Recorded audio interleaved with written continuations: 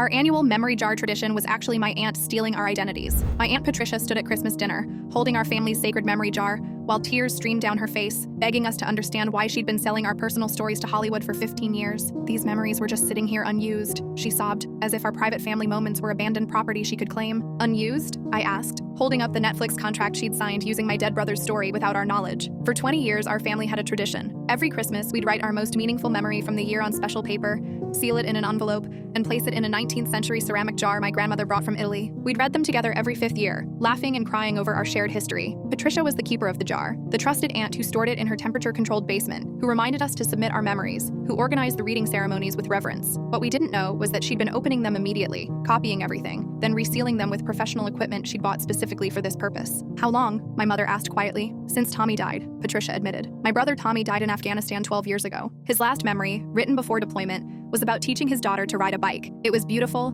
heartbreaking, and private. It was also the basis for a Hallmark movie that aired last year. You sold Tommy's memory? My mother's voice was deadly calm. They changed the details. It's not exactly. I pulled out my laptop, showing the screenplay I'd found online. Word for word, Tommy's memory. They'd only changed the names, but it got worse. Patricia hadn't just sold Tommy's story, she'd sold all of them. My father's struggle with alcoholism became an HBO miniseries. My sister's miscarriage became a Lifetime movie. My divorce, my mother's cancer, my nephew's autism diagnosis, all packaged and sold. I needed money, Patricia cried. You all have successful careers. I'm a substitute teacher. So you stole our lives? My sister asked. I transformed them into art. That's when I revealed what I discovered. Patricia wasn't poor. She owned 3 rental properties bought with our stories. She vacationed in Europe every summer. She drove a Tesla. How did you find out? Patricia asked. The production assistant from Netflix called asking for additional details about Tommy's daughter. She thought we were involved in the project. Patricia tried to justify it. I'm preserving family history, making it immortal. You're selling our pain for profit, I corrected. The family exploded. My mother grabbed the memory jar, ready to smash it. I stopped her. We needed it as evidence. Patricia had made over $2 million